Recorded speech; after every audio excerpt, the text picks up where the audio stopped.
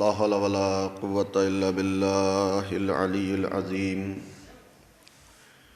أعوذ بالله من الشيطان اللعين الرجيم بسم الله الرحمن الرحيم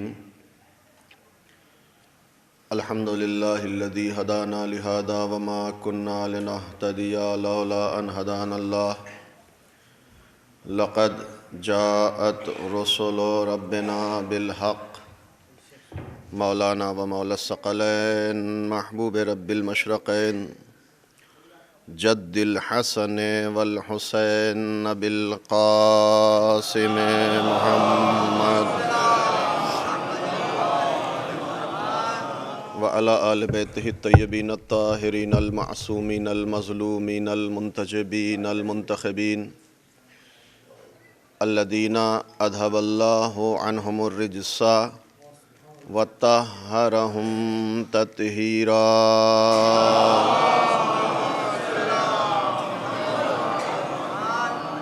ولعنۃ اللہ علی اعدائہم وقتلتہم وغاصبی حقوقہم ومنکری فضائلہم المنحرفین عنہم والشاکین فیہم من الآن الی قیام یوم الدین اما بعد فقد قال رسول اللہ صلی اللہ علیہ وآلہ وسلم یأتی علی امتی زمان یحبون خمس وینسون خمس صلوات بھیجیں محمد علیہ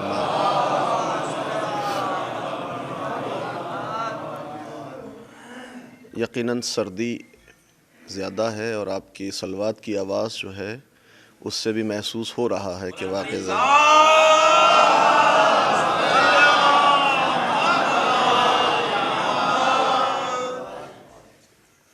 بہرحال شہزادی کی شہادت کی مناسبت سے مجالس کا سلسلہ ہر جگہ جاری و ساری ہے. ہر سال کی طرح یہاں بھی فرش عزا بچھائی گئی ہے. بہرحال ظہر سے پہلے مجلس ختم ہونی ہے اور ظہر کے بعد بھی ایک مجلس ہے. میں انشاءاللہ جلدی اپنے معروضات آپ کی خدمت میں پیش کرنے کی کوشش کروں گا.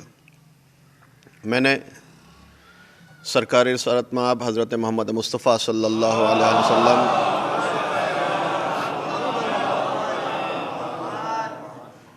کے لسان وحی ترجمان سے نکلے ہوئے ایک حدیث مبارک کے پہلے فراز اور پہلے جملے کی تلاوت کا شرف آپ کے سامنے حاصل کیا. پیغمبر آنے والے زمانے کے بارے میں پیشین گوئی فرما رہے ہیں، آنے والے زمانے کے بارے میں خبر دے رہے ہیں. ایک زمانہ آنے والا ہے، یاتی علی امتی زمان، میری امت پر ایک ایسا زمانہ آنے والا ہے کہ یحبون خمس وینسون خمس. میری امت کے لوگ 5 چیزوں سے محبت کریں گے لیکن 5 چیزوں کو بھلا دیں گے.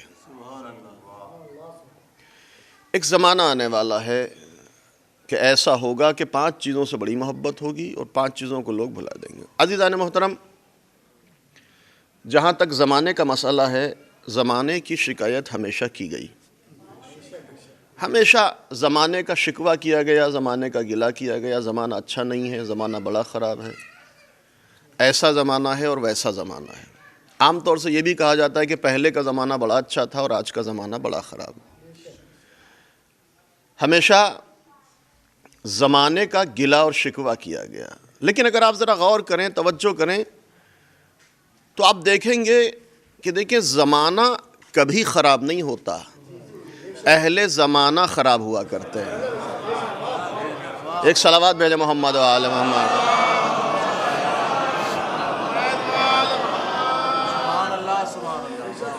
در حقیقت یہ زمانے کا گلہ نہیں ہے بلکہ اہل زمانے کا شکوہ ہے. اچھا، زمانے کی شکایت ہمیشہ سے رہی. میں تمہیدی گفتگو میں ایک چھوٹے سے واقعے کا سہارا لے کر اپنی بات کو آگے بڑھانا چاہتا ہوں. مصر میں آثار قدیمہ والے ایک جگہ کھدائی کر رہے تھے تو انہیں ایک کتبہ ملا. تحقیق کرنا شروع کی کہ بھئی یہ کیا ہے، کس زمانے کا ہے، کیا لکھا ہے، اس پہ کیا میسج ہے. تحقیق کرنے کے بعد اس نتیجے پر پہنچے کہ اس کتبے کا تعلق جناب عیسیٰ کی ولادت سے 400 سال پہلے کا. ہمارے یہاں کہا جاتا ہے کہ بھئی بڑا زمانہ خراب ہے، پہلے کا زمانہ بڑا اچھا تھا۔ پتہ چلا کہ 400 سال پہلے، جناب عیسیٰ کی ولادت سے 400 سال پہلے سے متعلق ہے یہ کتبہ۔ اور کتبہ ہے کیا؟ پہلے کے زمانے کے لوگ اپنے بچوں کی تربیت کے لیے مربی کے پاس بھیج دیا کرتے تھے، کسی مربی، کسی معلم کے پاس حوالے کر دیا کرتے تھے کہ بھئی آپ اس کی تربیت کریں، ذرا آداب سکھائیں۔ اب ذرا غور کیجئے گا، زمانے کی شکایت ہمیشہ سے رہی۔ 400 سال پہلے کا تحقیق کے بعد یہ نتیجہ نکلا کہ یہ کتبہ جناب عیسیٰ کی ولادت سے 400 سال پہلے کا تھا۔ کیا اس میں؟ اس زمانے کے بادشاہ نے، جناب عیسیٰ کی ولادت سے 400 سال پہلے کا جو بادشاہ تھا، اس زمانے کے بادشاہ نے اپنے بیٹے کے مربی اور اتالیق کو ایک خط لکھا تھا۔ یہ وہی خط تھا۔ اس میں کیا لکھا تھا کہ دیکھو میرے بچے کی تربیت کا خاص خیال رکھنا، اس لیے کہ زمانہ بڑا خراب ہے۔ ایک صلوات بھیجا محمد و آل محمد۔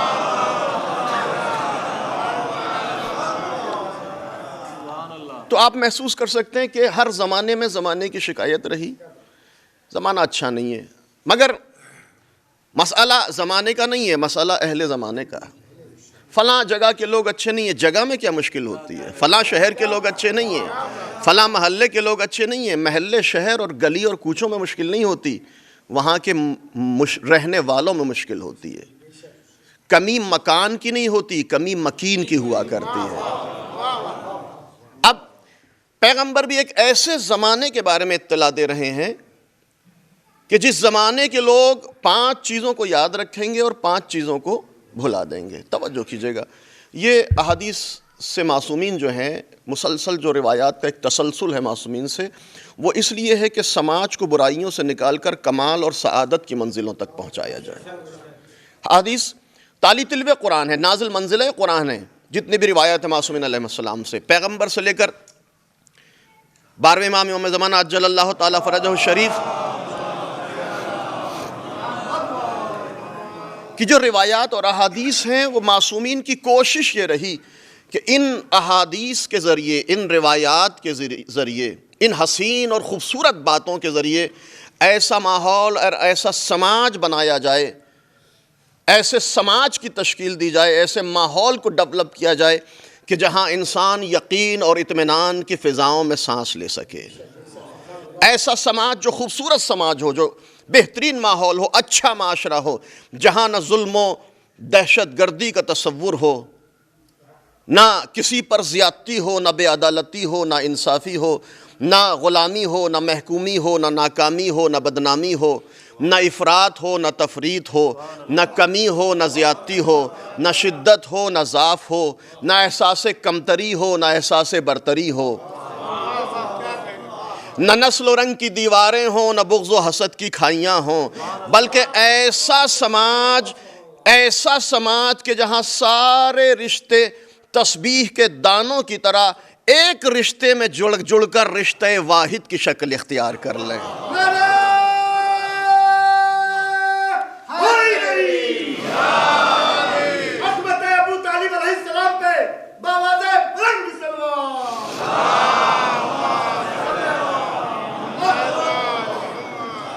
جہاں ایسا ماحول، نہ احساس کمتری، نہ احساس برتری، خوبصورت ماحول ہو، اچھا سماج ہو، ظلم و تشدد نہ ہو، دہشت گردی کا تصور نہ ہو، جہاں سارے رشتے واحد کی شکل اختیار کر لیں، ایسا ماحول کہ جہاں کثرت میں وحدت نظر آتی چلی جائے۔ ایک صلوات بھیجا محمد و آل محمد۔ ان احادیث کا فلسفہ ہی یہ ہے کہ جہاں بہت سارے ہوتے ہوئے بھی ایک نظر آئیں، جہاں ایک کا درد سب کا غم ہو اور ایک کی توہین سب کی توہین سمجھی جائے۔ معصومین علیہ السلام اپنے احادیث، اپنی روایات اور اپنی حسین باتوں سے اس ماحول کی بنیاد ڈالنے کی کوشش کر رہے ہیں۔ آپ تمام احادیث کا تجزیہ کریں، نتیجہ یہی نکلتا ہے کہ ان احادیث پر انسان عمل کرنے کے بعد ماحول کو خوبصورت بنانے کی کوشش کرے۔ توجہ کیجئے گا، اب ایک حدیث پیغمبر ہے، اس کی مجھے تشریح کرنی ہے۔ پیغمبر ارشاد فرما رہے ہیں کہ میری امت پہ ایسا زمانہ آنے والا ہے کہ میری امت کے لوگ 5 چیزوں سے محبت کریں گے اور 5 چیزوں کو بھلا دیں گے. جلدی جلدی 5 چیزیں ہیں جن سے انسان محبت کر رہا ہے. شاید وہ زمانہ یہی زمانہ ہے جس کے بارے میں 1400 سال پہلے پیغمبر نے پیشین گوئی کی تھی. اب وہ کون سی 5 چیزیں ہیں جس سے ہمیں محبت ہے اور کون سی 5 چیزوں کو ہم نے بھلا دیا؟ توجہ چاہتا ہوں ایک ایک جملے پر. یحبون خمس وینسون خمس، میری امت کے لوگ 5 چیزوں کو یاد رکھیں گے، 5 چیزوں کو بھلا دیں گے. کون سی 5 چیز؟ پیغمبر فرماتے ہیں یحبون الدنیا وینسون الآخرہ. پہلی چیز پیغمبر کہتے ہیں لوگ دنیا سے محبت کریں گے، آخرت کو بھلا بیٹھے ہوں گے. اب آپ محسوس کر لیجئے. میں اس حدیث کو ترجمے کے ساتھ آپ کی خدمت میں پیش کرتا ہوں، اس کے بعد تھوڑا سا تجزیہ اس حدیث مبارک کا. پیغمبر کہہ رہے 5 چیزوں سے محبت ہے، 5 چیزوں کو بھلا دیں گے. پہلی چیز یحبون الدنیا وینسون الآخرہ، دنیا سے محبت ہوگی، آخرت کو بھلا دیا جائے گا. یحبون المال وینسون الحساب، مال سے محبت ہوگی، حساب کو بھلا دیا جائے گا. یحبون المخلوق وینسون الخالق، مخلوق سے محبت ہوگی، خدا کو بھلا دیا جائے گا. مخلوق سے محبت ہے، خالق کو بھلا دیا جائے گا. چوتھی چیز پیغمبر کہہ رہے ہیں یحبون القصور وینسون القبور، بڑے بڑے گھروں سے، بڑے بڑے محلوں سے محبت ہوگی، قبر کو بھلا دیا جائے گا. اور آخری جملہ یحبون المعصیہ وینسون التوبہ، گناہ سے محبت ہوگی، توبہ کو بھلا دیا جائے گا. ایک صلوات بھیجے محمد و آل محمد.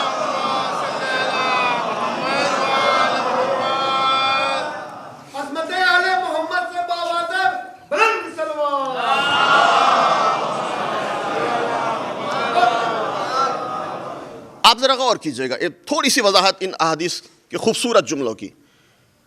5 چیزوں سے محبت، 5. اچھا جب ایسا ہوگا، جب ان 5 چیزوں سے محبت ہوگی اور 5 چیزوں کو بھلا دیا جائے گا تو نتیجہ کیا ہوگا؟ صرف یہ نہیں ہے کہ بھلا دیا تو بات ختم ہو گئی. نتیجہ کیا ہوگا؟ ابتلاہم اللہ بالاربع، پھر ایسے لوگوں کو اللہ 4 چیزوں میں مبتلا کرے گا. یہ جملہ آپ کے ذہن میں رہے. وہ 4 چیزیں کیا ہیں جو نتیجہ حدیث ہے انشاءاللہ آخر کلام میں آپ کی خدمت میں. پیغمبر کہہ رہے ہیں 5 چیزوں سے انسان کو محبت، اے میری امت کے لوگ 5 چیزوں کو یاد رکھیں گے، 5 چیزوں سے محبت کریں گے، 5 چیزوں کو بھلا بیٹھیں گے. سب سے پہلا جملہ یحبون الدنیا وینسون الآخرہ، دنیا سے محبت، قیامت یاد نہیں ہے، آخرت یاد نہیں ہے، روز جزا اور روز سزا انسان بھلا بیٹھا ہے.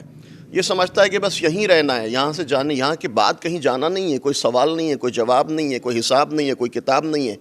پیغمبر کہہ رہے ہیں ایسا زمانہ آئے گا کہ لوگ آخرت کو بھلا دیں گے، صرف دنیا یاد رہے گی. اب ذرا غور کیجئے، جب انسان دنیا کی محبت میں مبتلا ہوتا ہے تو پھر ساری حدود کو پامال کرنا شروع کر دیتا ہے.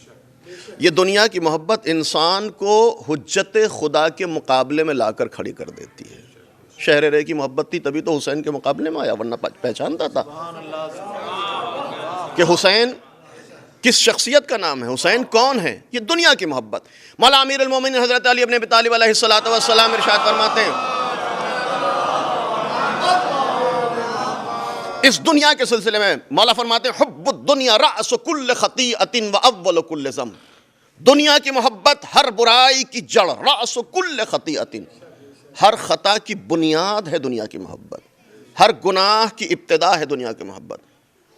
وفساد کل امر، ہر برائی، جتنی بھی برائیاں ملیں گی آپ کو اس میں کہیں نہ کہیں یہ دنیا کی محبت کار فرما نظر آتی ہے. آپ تجزیہ کر سکتے ہیں، جہاں بھی گناہ ہے، جہاں بھی انحراف ہے، جہاں بھی سرکشی ہے، جہاں بھی طغیانی ہے، وہاں یہ دنیا کی محبت سبب بنتی ہے. رأس کل خطیئۃ واول کل ذنب، پہلا گناہ دنیا کی محبت. توجہ کیجئے گا، اس مقام پر ایک جملہ کہنا چاہتا ہوں. دنیا کے بارے میں عام طور سے ایک غلط تصور پایا جاتا ہے. اگر ہم سوال کریں بھائی دنیا کسے کہتے ہیں، دنیا کی تعریف کیا ہے، دنیا کی ڈیفینیشن اور دنیا کا مفہوم کیا ہے، تو آپ یہی کہیں گے مال، دولت، زمین، جائیداد، زر و جواہرات، بینک بیلنس، پوسٹ، مقام، حیثیت، رتبہ. عام طور سے دنیا کی یہی تعریف کی جاتی ہے. اور اس کے مقابلے میں اگر دین کی تعریف کی جائے تو دین کیا ہے؟ نماز، روزہ، مدرسہ، مکتب، محراب، منبر، عزاداری، امامہ، ابا قبا، اس کو ساری چیزوں کو ہم دین سمجھتے ہیں. ہمارے سماج میں دنیا کیا ہے؟ مال و دولت، زر و جواہرات، زمین جائیداد، یہ ہے دنیا. دین کیا ہے؟ امامہ، ابا، قبا، مسجد، محراب، منبر، مدرسہ، یہ ساری چیزیں ہیں دین. لیکن انصاف سے بتائیے، ایک غلط تصور جو دنیا کا ہمارے ذہنوں میں، جس کی بنیاد پر ہم نے یہ تقسیم کر دی، لیکن انصاف سے بتائیے کیا یہ دین ہے اور وہ دنیا ہے؟ مال و دولت دنیا ہے، محراب و منبر دین ہے؟ کیا واقعی ایسا ہے؟ عزیزو، اگر ہر مسجد اور ہر محراب دین ہوتی تو پیغمبر مسجد ضرار کو انہدام کا حکم نہ دیتے. ایک صلوات بھیجے محمد و آل محمد.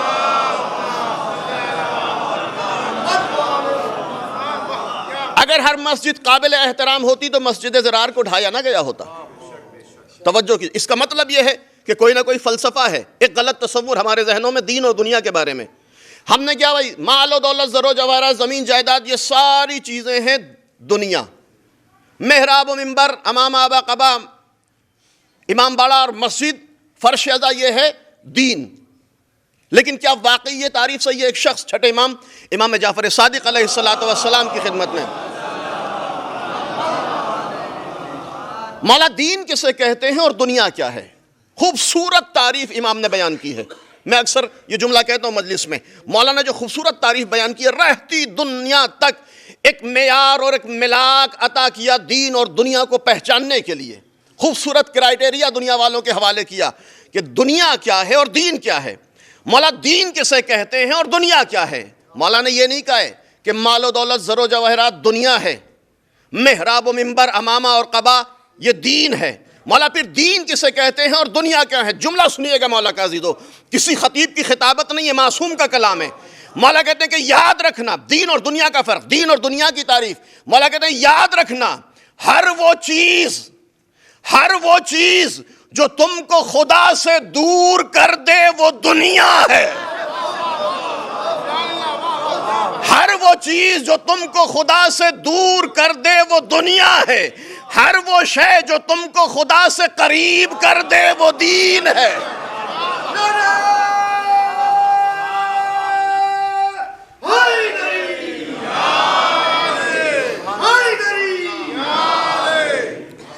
توجہ کیجئے گا دیدو، ہر وہ چیز جو تم کو خدا تک پہنچا دے وہ دین ہے، جو خدا سے دور کر دے وہ دنیا ہے. جو خدا سے دور کر دے وہ دنیا ہے.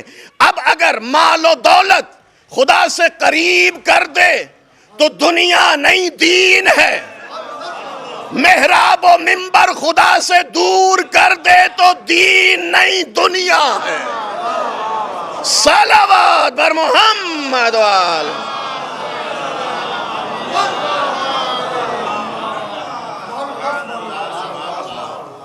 اگر یہ امامہ، یہ ابا، یہ قبا، یہ منبر، یہ محراب، یہ مسجد اگر خدا سے دور کر دے تو پھر یہ دین نہیں دنیا ہے. اب اگر مال و دولت خدا سے قریب کر دے تو دنیا نہیں دین ہے. شاید یہی وجہ ہے کہ خدیجہ کو ملیکۃ العرب کہا گیا. صلوات بھیجے محمد و آل. ذرا اس سے بہتر انداز میں درود بھیجے عظمت محمد و آل محمد.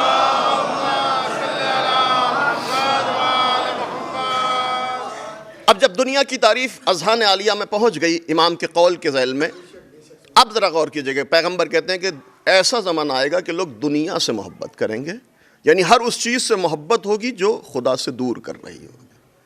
لیکن جو چیز خدا سے قریب پہنچا دے وہ دین ہے، اس کی محبت ایک عبادت. اب ذرا غور کیجئے، دنیا سے محبت ہوگی، انسان آخرت کو بھلا بیٹھا ہوگا. یاد قیامت، ذکر معاد انسان کی، ہمارے سماج میں آپ محسوس کر لیں قیامت کا تصور ہمارے سماج میں کتنا پایا جاتا ہے. اصول دین میں ہمیں پڑھایا تو گیا کہ 5ویں اصل جو ہے وہ قیامت ہے، لیکن ہماری پریکٹیکل لائف میں ذکر قیامت کتنا ہے، یاد قیامت کتنا ہے، یہ ایک لمحہ فکریہ ہے. آپ ذرا غور کریں، قرآن کریم کی آیات کو دیکھیں، اتنی آیات توحید کے سلسلے میں قرآن میں نہیں ہے جتنی قیامت اور معاد کے سلسلے میں. 30واں پارہ آپ اٹھائیں، مسلسل ذکر قیامت ہے، مسلسل یاد قیامت ہے. کیوں؟ وجہ کیا ہے؟ اس لیے کہتے تو یاد رکھیے گا، انسان جتنا قیامت کو یاد کرے گا اتنا ہی عقیدہ قیامت کا پریکٹیکل لائف پر، ہماری عملی زندگی پر بہترین اثر یہ ہے کہ انسان جتنا یاد قیامت کرے گا اتنا ہی اپنے قدموں کو گناہوں سے پیچھے کھینچنے کی کوشش کرے گا. آپ محسوس کر لے گا جتنا یاد قیامت ہماری زندگی میں ہوگی انسان گناہوں سے بچنے کی کوشش کرے گا. مدینے میں ایک مسلمان کو ایک انگوٹھی ملی. اس نے تلاش کرنا شروع کیا کہ بھئی یہ انگوٹھی کس کی ہے. کسی نے بتایا, تلاش کیا, کافی تلاش کیا, تلاش کرنے کے بعد بتایا کہ بھئی یہ فلاں یہودی فلاں محلے میں رہتا ہے, اس کی انگوٹھی گم ہو گئی ہے. یہ مسلمان اس انگوٹھی کو لے کر یہودی کی تلاش میں نکلا, پہنچا اس کے گھر, پوچھا بھائی تمہاری کوئی چیز گم ہوئی ہے؟ کہاں میری انگوٹھی گم ہوئی. کا علامت بتاؤ, نشانی بتاؤ. اس نے علامت بتائی, اس نے انگوٹھی اس یہودی کے حوالے کی. یہودی نے انگوٹھی کو ہاتھ میں لیا کہ میں انگوٹھی تو تم سے لے رہا ہوں, لیکن میرے 2-3 سوال ہیں, ان سوالوں کا جواب دے دو. کا سوال کیا ہے؟ یاد قیامت انسان کو گناہوں سے بچاتی. ذکر قیامت انسان کے قدموں میں زنجیر ڈال دیتا ہے تاکہ انسان وادی گناہ میں داخل نہ ہو سکے. کہ انگوٹھی تو لیتا ہوں, میرے 2-3 سوال ہیں. کہ کیا سوال ہے؟ کہ یہ بتاؤ کہ تمہیں معلوم ہے اس انگوٹھی کی قیمت کیا ہے؟ مسلمان کہتا ہاں, جب تلاش کر رہا تھا اس کے مالک کو تو ایک جوہری سے ملاقات ہو گئی تھی راستے میں. میں نے جوہری سے اس انگوٹھی کی قیمت کو پوچھا. جوہری نے مجھے بتایا کہ بیش بہا انگوٹھی ہے, بڑی قیمتی انگوٹھی ہے, بہت زیادہ قیمت ہے اس انگوٹھی کی. کہ اچھا تو تمہیں قیمت کا معلوم ہے؟ کہا معلوم ہے. کہ یہ بتاؤ تمہارے گھر کے حالات کیسے ہیں, مالی اور معاشی حالات کیسے ہیں؟ مسلمان کہتا کہ کئی دن سے گھر میں چولہا نہیں جلا ہے, بچے بھوکے ہیں, فاقے ہیں, حالات اچھے نہیں ہیں, بہت برے حالات سے گزر رہا ہوں. کہ تمہیں قیمت بھی معلوم ہے, حالات بھی خراب ہیں. کہاں؟ کہ میرا آخری سوال یہ ہے, یہودی کہتا میرا آخری سوال یہ ہے کہ جب تمہارے حالات بھی خراب, انگوٹھی کی قیمت سے بھی واقف, تو کون سی چیز ایسی تھی جس نے تمہیں مجبور کیا کہ یہ انگوٹھی مجھ تک واپس پلٹا دو؟ فوراً مسلمان نے یہودی کی آنکھوں میں آنکھیں ڈال کر کہا کہ دیکھو میں مسلمان ہوں, اور ہر مسلمان کا قیامت پر عقیدہ ہوا کرتا ہے, ہر مسلمان قیامت پر اعتقاد رکھتا ہے. ہم جانتے ہیں کہ ایک دن آئے گا کہ جب عمل کا حساب لیا جائے گا, سوال ہوگا, جواب ہوگا, جزا ہوگی, سزا ہوگی, روز قیامت ہوگی. سارے انبیاء اپنی امت کے ساتھ ہوں گے, میرے آخری نبی اپنی امت کے ساتھ ہوں گے, تمہارے نبی موسیٰ اپنی امت کے ساتھ ہوں گے. وہ روز قیامت جب سوال و جواب کا سلسلہ شروع ہوگا, میں نے اس لیے تمہاری انگوٹھی تم تک واپس کر دی کہ جب روز قیامت سارے انبیاء اپنی امت کے ساتھ کھڑے ہوں گے تو کہیں ایسا نہ ہو تمہارے نبی موسیٰ میرے نبی سے یہ کہہ دیں کہ اے محمد تمہارے امتی نے میرے امتی کی انگوٹھی واپس نہیں کی, تو میرے عمل کی وجہ سے میرے نبی کو شرمندگی کا سامنا کرنا پڑ جاتا. ایک صلوات بھیجے محمد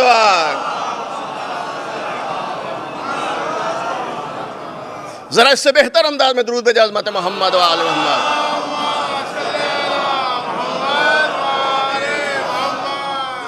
پیغمبر کہہ رہے ہیں یحبون الدنیا وینسون الآخرہ. ایسا زمانہ آنے والا ہے کہ جب لوگ دنیا سے محبت کریں گے, آخرت کو بھلا بیٹھیں گے. اب آپ محسوس کریں ہماری واقعاً پریکٹیکل لائف میں یاد قیامت کیا مقام ہے, کیا تصور ہے قیامت کا ہماری زندگی میں.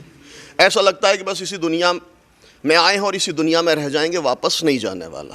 پیغمبر کہتے ہیں 5 چیزوں سے محبت, 5 چیزوں کو بھلا دے گا انسان. دنیا سے محبت ہوگی, آخرت کو بھلا بیٹھے گا. دوسری چیز, توجہ چاہتا ہوں, پیغمبر ارشاد فرماتے ہیں دوسری چیز جس سے انسان محبت کرے گا, یحبون المال وینسون الحساب. مال سے محبت ہوگی, حساب کو بھلا بیٹھے گا. اب آپ تجزیہ کر لیں, شاید جس زمانے کے بارے میں پیغمبر پیشین گوئی کر رہے ہیں آج کا زمانہ وہی زمانہ ہے. مال سے محبت ہے. اچھا مال سے تو ہر کسی کو محبت ہوتی ہے, کون ہے جس سے مال کو محبت نہ ہو, لیکن افراط و تفریط نہ ہو, شدت و ضعف نہ ہو. پیغمبر کہہ رہے مال سے محبت اور حساب کو انسان بھلا بیٹھے گا. وہ مال جس کے لیے علی نے ارشاد فرمایا فی حلال ہی حساب و فی حرام ہی عقاب. مال کے سلسلے میں مولا کہہ رہے ہیں مال وہ چیز ہے جس کے حلال میں حساب دینا ہے, حرام میں حساب نہیں ہے. حلال میں حساب دینا, وفی حرام ہی عقاب, جس کے حرام میں حساب نہیں بلکہ عقاب ہے, عذاب ہے. خدا کی ایک صفت ہے کہ ان اللہ سریع الحساب, خدا بہت جلدی حساب لیتا ہے. کیوں؟ حرام کا تو چیپٹر ہی کلوز ہے, وہاں تو کوئی سوال جواب نہیں ہے. یہ حرام ادھر. یہ جو حلال ہے اس کا حساب دو, کہاں سے لائے تھے, کیسے حاصل کیا, حقوق ادا کیے یا نہیں, زکوٰۃ واجب تھی دی یا نہیں, خمس واجب تھا ادا کیا یا نہیں, رد مظالم کیے یا نہیں, عزیز و اقربا کے جو حقوق تھے دیے یا نہیں, پڑوسی کا خیال رکھا یا نہیں. اس میں حساب, حلال میں حساب ہوگا, حرام میں کوئی حساب نہیں ہے. اب جس حلال میں حساب ہے اس حلال سے ہمیں اتنی محبت, اور یہ محبت سبب بنتی ہے کہ انسان حقوق ادا نہ کر پائے. جب مال سے محبت ہوتی ہے, دولت سے محبت ہوتی, بھئی خمس دیں گے تو مال چلا جائے گا, غریب ہو جائیں گے. دراصل کہ انسان یہ بھول جاتا ہے کہ دینے والا بھی وہ ہے اور لینے والا بھی وہ ہے. صلوات بھیجو محمد و آل محمد.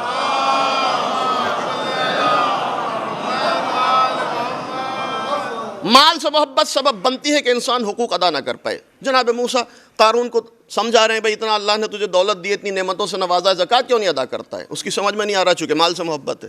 بہت سمجھایا تو ایک دن سمجھ میں آیا. عام طور سے ہوتا ہے جب تبلیغ مسلسل ہو تو کہیں نہ کہیں کان پہ جوں رینگنے شروع کر دیتی ہے. قارون کو سوچا بھی ایک دن چلو یار اللہ کے نبی ہیں, سمجھا رہے ہیں, چلو بات مان لی جائے. کہا جناب موسیٰ سے آنا میرے گھر, حساب کتاب کر لیں گے, جو ہوگا زکوٰۃ واجب ہوگی وہ میں دے دوں گا. جناب موسیٰ چلے جاتے ہیں. فرعون کے اس کے قارون کے کہنے پہ, آپ اپنے زمانے کا کروڑ پتی ارب پتی انسان ہے, مثال دیا جاتا ہے قارون کا خزانہ. حساب کتاب شروع ہوا. جناب موسیٰ نے حساب کتاب لگا کہ بتائیے بھائی اتنی زکوٰۃ تمہیں دینی پڑے گی. اب اس نے زکوٰۃ کا مال جو ہے وہ اس کے صحن میں جمع ہونا شروع ہوا, ڈھیر انبار لگ گیا. جیسے جیسے اس ڈھیر میں اضافہ ہو رہا تھا اس کی سانسیں رکتی جا رہی تھیں, چونکہ مال سے محبت, مال کی محبت حقوق میں ادائیگی نہیں کرنے دیتی. مال و دولت کا انبار لگا, یا زکوٰۃ جتنی واجب تھی جب اس نے دیکھا اتنا زیادہ مال ہو گیا, جناب موسیٰ سے کہتا بھئی موسیٰ میں زکوٰۃ وکات نہیں دینے والا, اگر میں نے زکوٰۃ دی تو میں تو کنگال ہو جاؤں گا.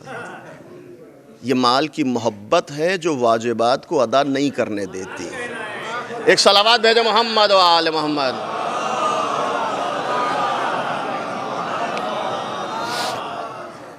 لیکن عزیز و توجہ کیجئے گا, تاریخ میں دونوں طرح کے نمونے ملیں گے. یہاں حالت یہ ہے کہ واجبات کی ادائیگی نہیں, ایک طرف کیفیت یہ ہے کہ اگر گھر میں بچے بھوکے بھی ہیں تو جو کچھ ہے وہ سائل کے حوالے کر دیا جاتا ہے, سائل کے حوالے کر دیا جاتا ہے. ایک نمونہ ایسا بھی ہے, توجہ چاہتا ہوں. میدان جنگ سے واپس آ رہے ہیں, سائل سوال کرتا ہے یا علی بھوکا ہوں, کہ کمبر سائل کو روٹی دے دو. مالا روٹی دسترخوان کے اندر ہے, کہ دسترخوان سمیت دے دو. مولا دسترخوان اونٹ کی پشت پر ہے, کہ اونٹ سمیت حوالے کر دو. مولا اونٹ قطاروں کے درمیان ہے, کہ قطاروں کے ساتھ سائل کے حوالے کر دو. کمبر نے اونٹوں کی قطار سائل کے ہاتھ میں تھمائی, خود جلدی سے پیچھے ہٹے.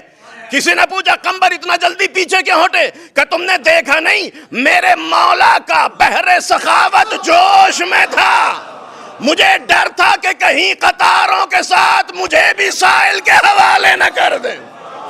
صلوات بر محمد و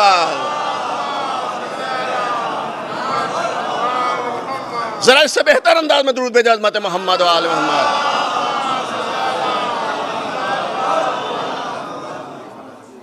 یہ کیفیت ہے. دونوں طرح کے نمونے آپ تاریخ میں آپ کے ساتھ, مال سے محبت. اچھا اب ذرا غور کیجئے, آپ علماء موجود ہیں, صدقے کا کتنا ثواب ہے, بے پناہ ثواب, بڑی کثرت سے روایات صدقے کے سلسلے میں آتی ہیں. شاید سب سے بہترین روایت یہ ہے کہ صدقے کا پیسہ پہلے خدا کے ہاتھ پر جاتا ہے, اس کے بعد سائل کے ہاتھ پر. کثرت سے صدقے کی روایت پائی جاتی ہیں. لیکن عزیزو یاد رکھیے گا, روایت کہتی ہے کہ صدقے سے زیادہ قرض الحسنہ میں ثواب, قرض دینے کا ثواب صدقے سے زیادہ ہے. آپ ذرا غور کریں, کیوں, وجہ کیا ہے؟ ایک صلوات بھیجیں محمد و آل محمد.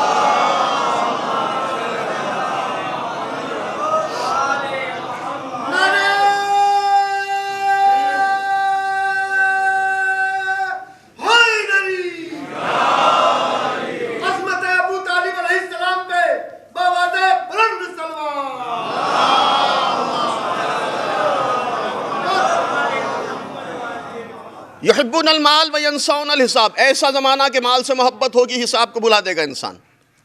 اب آپ دیکھیں مال سے محبت, صدقے کا کتنا ثواب؟ بے پناہ، کثرت سے روایات. صدقے سے زیادہ ثواب قرض دینے میں. وجہ، سبب، علت جو علماء بیان کرتے ہیں وہ یہ ہے کہ آپ نے صدقہ راہ خدا میں دیا، آپ دے کر مطمئن ہو گئے، آپ کے اور آپ کے مال کے درمیان جو محبت کا رشتہ تھا وہ ختم ہو گیا، تعلق جو تھا آپ کا اور آپ کے مال کے درمیان وہ ختم ہو گیا. پیسہ، جتنا بھی پیسہ راہ خدا میں دیا، آپ مطمئن ہو گئے اب آپ کو یہ واپس ظاہری طور پر نہیں آنے والا. اب اس کا ثواب، اس کا اجر آپ کو جو ملنا ہے وہ ملے گا، لیکن ظاہری طور پر یہ مال آپ کے پاس سے چلا گیا، آپ کا اور آپ کا تعلق جو اس مال کے درمیان تھا وہ ختم ہو گیا. لیکن روایت کہتی ہے کہ قرض میں صدقے سے زیادہ ثواب. وجہ یہ ہے کہ آپ نے کسی اپنے برادر مومن کو قرض دیا، اب آپ انتظار میں، آپ کا اور آپ کے مال کا تعلق ختم نہیں ہوا ہے، وہ محبت باقی ہے، مال کے درمیان اور آپ کے درمیان جو محبت وہ رشتہ ہے وہ باقی ہے. اب آپ انتظار میں ہے کب واپس ہوگا، 1 مہینہ ہو گیا، 2 مہینہ ہو گیا، 3 مہینہ ہو گیا، انتظار میں ہے. مال کی محبت جو ہے وہ اس انتظار کی شدت میں اضافہ کرتی چلی جا رہی ہے، کب یہ مال واپس آئے گا، کب میری امانت مجھ تک واپس پلٹے گی. تو صدقے سے زیادہ قرض میں ثواب اسی لیے رکھا گیا چونکہ انسان اپنی محبت کے رشتے پر صبر کرتا ہے. خدا بھی آواز دیتا میرے بندے جتنا صبر کرے گا اتنا ہی ثواب میں اضافہ کرتا چلا جاؤں گا. صلوات بھیجے محمد وآلہ.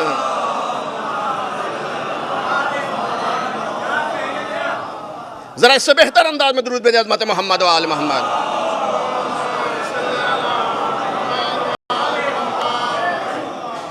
ایک اور صلوات بھیج دیں محمد وآل محمد.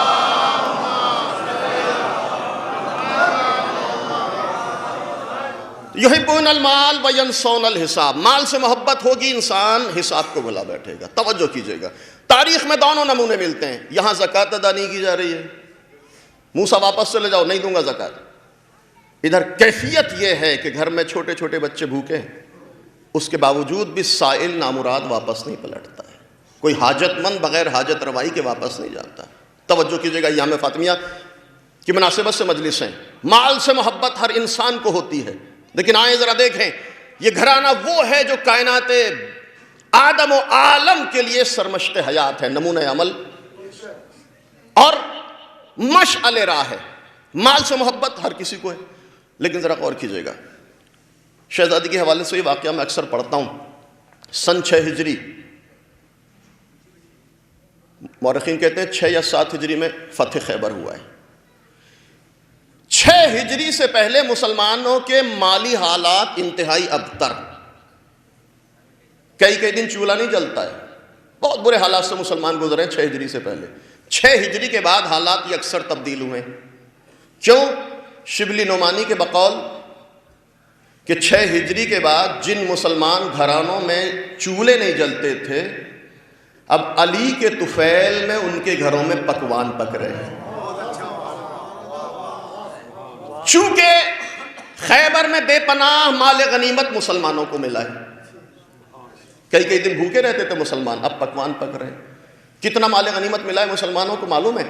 مورخین کہتے ہیں کہ مسلمان اپنے اونٹوں کی پشت پہ لاد کر مال غنیمت اپنے گھروں پر لے کر آئے. سارے مسلمان، عورتیں خوش ہیں، بچے خوش ہیں، لبوں پہ مسکراہٹ ہے. مسلمان عورتیں مدینوں کی سرحد پر جا کر اپنے شوہروں کے استقبال میں کھڑی ہیں. ایک سرور اور کیف اور انبساط اور مستی کی کیفیت ہے. خبر مل چکی ہے. اچھا کسی بھوکے کو کئی دن کھانا نہ ملے اور اس کے سامنے آپ پھر بریانی رکھ دیجئے تو اس کی کیفیت کیا ہوگی؟ مسلمان، مدینے کے مسلمانوں کی بھی حالت یہی ہے. خوشی ہے کہ سن لیا ہے مال غنیمت ملا ہے علی کے طفیل میں. ساری مسلمان عورتیں مدینے کی سرحد پر اپنے شوہروں کا استقبال کر رہی ہیں. ادھر فاطمہ بھی اپنے گھر میں علی کا استقبال کر رہی ہیں، علی کے انتظار میں کھڑی ہیں. لیکن عزیزو توجہ چاہتا ہوں، جس طرح مسلمان مردوں کے اور علی کے آنے میں فرق تھا، اسی طرح مسلمان عورتوں کے اور فاطمہ کے انتظار میں فرق تھا. اب فرق کیا ہے؟ سارے مسلمان اونٹوں پہ لاد کر مال غنیمت اپنے گھروں کو پہنچے ہیں، لیکن جب علی در فاطمہ پر پہنچے تو خالی ہاتھ پہنچے. ذرا محسوس کیجئے گا، جب علی در فاطمہ پر پہنچے تو خالی ہاتھ. اب مسلمانوں کے گھروں میں پکوان پک رہے، اور ایسا نہیں ہے کہ فاطمہ کے گھر کے حالات اچھے تھے. نہیں، حسن و حسین چھوٹے ہیں، بچپنا ہے، کئی دن سے فاقہ ہے، گھر میں کچھ نہیں ہے کھانے کے لیے۔ ایسے عالم میں علی جب در فاطمہ پر پہنچے تو خالی ہاتھ۔ اب آپ محسوس کیجئے ذرا کہ اگر بیوی کو یہ اطلاع مل جائے کہ شوہر کچھ مال لے کر گھر پہ آ رہا ہو، آپ کسب معاش کے لیے جاتے ہیں دوسرے شہروں پہ، گھر کے حالات اچھے نہ ہو، کمانے کے لیے آ گئے، کچھ دنوں کے بعد واپس گھر پہ خالی ہاتھ واپس آ جائیں، اور بیوی کو یہ اطلاع ملا ہو کہ کمایا تھا لیکن گھر پہ خالی ہاتھ واپس آ رہے ہیں، تو کیفیت کیا ہوگی، حالات کیسے ہوں گے؟ آپ محسوس کر سکتے ہیں حالات کیا ہوں گے۔ لیکن ذرا یہ گھرانہ رول ماڈل ہے پوری عالم بشریت کے لیے۔ سارے مسلمان گھروں پہ لاد کر مال غنیمت، علی در فاطمہ پر پہنچے تو خالی ہاتھ۔ فاطمہ نے سوال کیا، یا ابا الحسن، میں نے سنا ہے سارے مسلمانوں کو مال غنیمت ملا، یا علی کیا آپ کو مال غنیمت نہیں ملا؟ یا علی، جواب سنیے گا، یا علی کیا آپ کو مال غنیمت نہیں ملا؟ علی نے مسکرا کر جواب دیا، دختر رسول ملا تھا لیکن مدینے سے باہر یتیموں کی ایک بستی تھی، سارا مال غنیمت یتیموں میں تقسیم کر دیا۔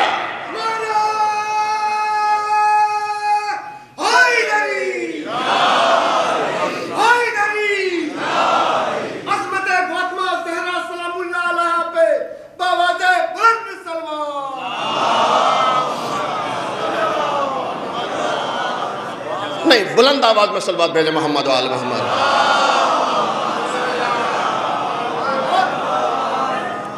میں نے پہلی عرض کیا کہ سردی ہے، اس میں کوئی شک نہیں ہے، لیکن صلوات اتنی بلند بھیجیں کہ ماحول میں گرمی پیدا ہو جائے۔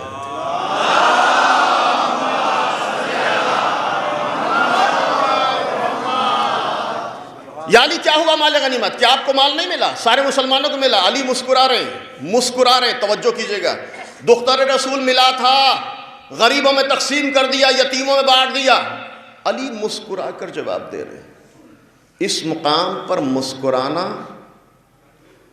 اس کا کام ہے جس کے لیے لافتہ کہا گیا۔ ہر کسی کے بس کی بات نہیں ہے اس مقام پر مسکرانا۔ جہاں بچے فاقے سے ہیں، بیوی انتظار کر رہی ہے، اب آپ یہ علی کا عمل ہے، اب ذرا فاطمہ کا رد عمل دیکھیں، فاطمہ کا ری ایکشن دیکھیں۔ کیا ہوا مال غنیمت؟ دختر رسول غریبوں میں تقسیم کر دیا، یتیموں میں بانٹ دیا، اور علی مسکرا رہے۔ آپ یاد رکھیے گا، خواتین ہیں، مجلس کی آواز جا رہی ہے، آپ تجزیہ کریں ماحول کا، سماج کا۔ کوئی بھی انسان، کوئی بھی مرد اس وقت تک دوسروں کی کھل کر مدد نہیں کر سکتا جب تک اس کو اس کے گھر سے تعاون اور مدد حاصل نہ ہو۔ آپ تجزیہ کر لیں، آپ اہل خیر ہیں، دوسروں کی مدد کرتے ہیں، لیکن اگر گھر میں اعتراض ہو تو کھل کر مدد نہیں کریں گے، چوری چھپے مدد کریں گے۔ کوئی شریف انسان نہیں چاہتا گھر کے حالات خراب ہوں، جھگڑا ہو۔ اگر مدد کرے گا بھی انسان تو خاموشی کے ساتھ کرے گا۔ توجہ کیجئے گا۔ لیکن علی اس مقام پر مسکرا رہے ہیں۔ دختر رسول ملا تھا، مسکرا کر علی جواب دے رہے ہیں، دختر رسول ملا تھا، غریبوں میں تقسیم کر دیا۔ جسارت نہ ہو، ایک جملہ کہنا چاہتا ہوں، علی نے انتہائی آسودہ خاطر ہو کر بڑے اطمینان سے سارا مال غنیمت غریبوں اور یتیموں میں تقسیم کر دیا۔ بہت معذرت، جملہ سارا مال غنیمت غریبوں میں تقسیم کر دیا۔ شاید علی ہو کر بھی یہ کام نہ کر پاتے اگر گھر میں فاطمہ جیسی بیوی نہ ہوتی۔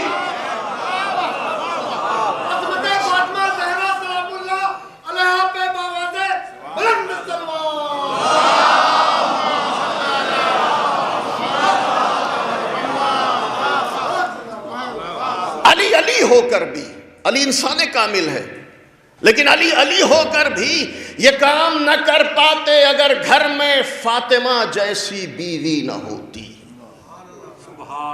اب عزیزو، یہ علی کا عمل ہے، ذرا فاطمہ کا رد عمل میری طرف متوجہ رہیں، اس واقعے کی معنویت کو محسوس کریں۔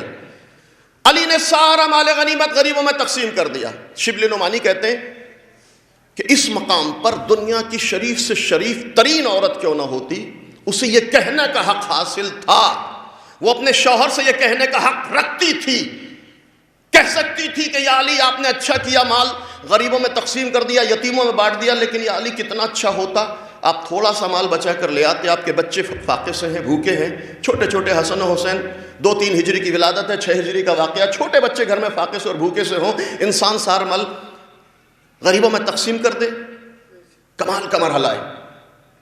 شبلی نعمانی کہتے ہیں کہ کوئی شریف سے شریف عورت کیوں نہ ہوتی، اس مقام پر یہ کہنے کا حق حاصل تھا کہ آپ نے اچھا کام کیا، غریبوں میں بانٹ دیا، لیکن کتنا اچھا ہوتا تھوڑا سا مال بچا لاتے، آپ کے بچوں کا فاقہ ٹوٹ جاتا۔ لیکن جانے قربان ہو جائیں عظمت فاطمہ زہرا سلام اللہ علیہا پر۔ یا علی کیا ہوا مال غنیمت؟ علی کا عمل، دختر رسول غریبوں میں بانٹ دیا، فاطمہ کا رد عمل۔ تاریخ کہتی ہے کہ فاطمہ نے کوئی اعتراض نہیں کیا، دنیا کی شریف سے شریف عورت ہوتی اعتراض کر دیتی، بچوں کے لیے کیوں نہیں لے کر آئے؟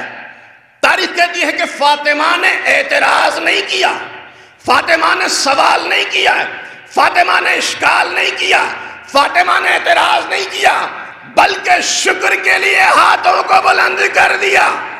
بار الہ تیرا شکر ادا کرتی ہوں، تو نے علی جیسا شوہر دیا۔ عظمت فاطمہ زہرا سلام اللہ علیہا پہ آوازِ بلند سلوات۔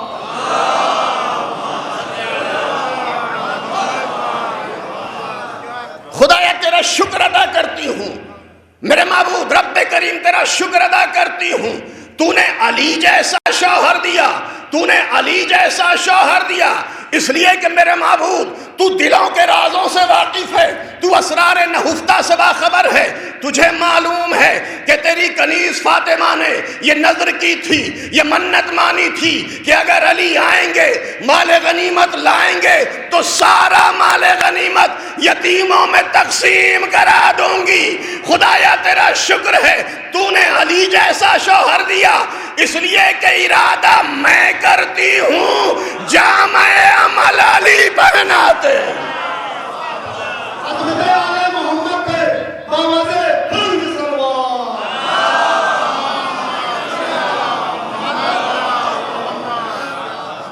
ایک اور بلند سلوات بھیجے عظمت فاطمہ زہرا سلام اللہ علیہا۔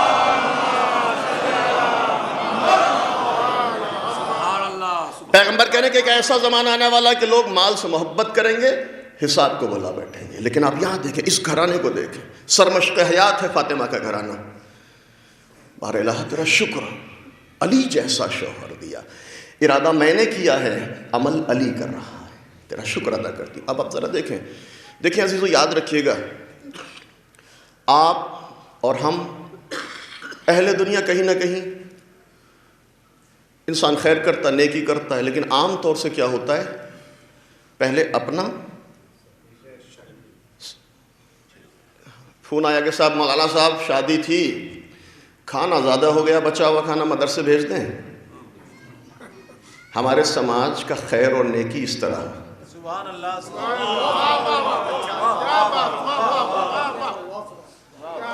جو اضافی ہو، جو فالتو ہو، کپڑے غریب کو دینے، کون سے کپڑے؟ جن کو بچے نہیں پہنتے۔ کھانا دینا ہے جب بچ گیا ہے۔ مال و دولت دیکھا جائے گا سب کا، آپ کیفیت کو محسوس کر سکتے ہیں، لیکن فاطمہ گھر میں چھوٹے چھوٹے بچے ہیں، فاقے سے ہیں، کہہ رہے ہیں خدایا تو جانتا ہے کہ نیت کی تھی اگر علی مال لے کر آئیں گے سارا مال غریبوں میں تقسیم کر دوں۔ یہ ایثار ہے، اپنوں پہ دوسروں کو مقدم کیا جاتا ہے۔ وَيُؤْثِرُونَ عَلَىٰ أَنفُسِهِمْ وَلَوْ كَانَ بِهِمْ خَصَاصَةٌ۔ میرے حبیب مومنین میں کچھ ایسے ہیں جو دوسروں کو اپنے نفس پر مقدم رکھتے ہیں، بھلے ہی خود سختیوں میں کیوں نہ ہو، بھلے ہی خود سختیوں میں کیوں۔ 4 طرح کے لوگ سماج میں پائے جاتے ہیں، تجزیہ کیجیے گا۔ کچھ ایسے ہیں جو نہ خود کھاتے ہیں نہ دوسروں کو کھلاتے ہیں، یہ پستی ہے، حقارت ہے۔ نہ خود کھاتا ہے انسان نہ دوسروں کو کھلاتا، یہ پستی اور حقارت ہے۔ کچھ ایسے ہیں جو خود بھی کھاتے ہیں دوسروں کو بھی کھلاتے ہیں، یہ بخل ہے، کنجوسی ہے۔ انسان خود کھاتا ہے دوسروں کو نہیں کھلاتا، یہ بخل ہے، اس کی بھی بڑی مذمت کی گئی ہے۔ کچھ ایسے ہیں جو خود بھی کھاتے ہیں دوسروں کو کھلاتے ہیں، یہ سخاوت۔ 4 طرح کے لوگ ہیں، کچھ ایسے جو نہ خود کھاتے ہیں نہ دوسروں کو کھلاتے ہیں، پستی اور حقارت۔ کچھ ایسے جو خود کھاتے ہیں دوسروں کو نہیں کھلاتے، یہ بخل اور کنجوسی۔ کچھ ایسے ہیں جو خود بھی کھاتے ہیں دوسروں کو بھی کھلاتے ہیں، یہ ہے سخاوت۔ لیکن عزیزو کچھ ایسے ہیں جو خود نہیں کھاتے دوسروں کو کھلاتے ہیں، یہ ایثار ہے۔ وَيُؤْثِرُونَ عَلَىٰ أَنفُسِهِمْ وَلَوْ كَانَ بِهِمْ خَصَاصَةٌ، خود نہیں کھاتے دوسروں کو کھلاتے، یہ ایثار ہے۔ عزیزو تینوں طرح کے لوگ ہر سماج، ہر سوسائٹی، ہر ماحول، ہر شہر، ہر علاقے اور ہر دیہات میں مل جائیں گے، لیکن اگر چوتھے قسم کے لوگوں کی تلاش ہے تو سورہ دہر کی تلاوت کرتے ہوئے در فاطمہ پر آنا پڑے گا۔ صلوات بر محمد و آل محمد۔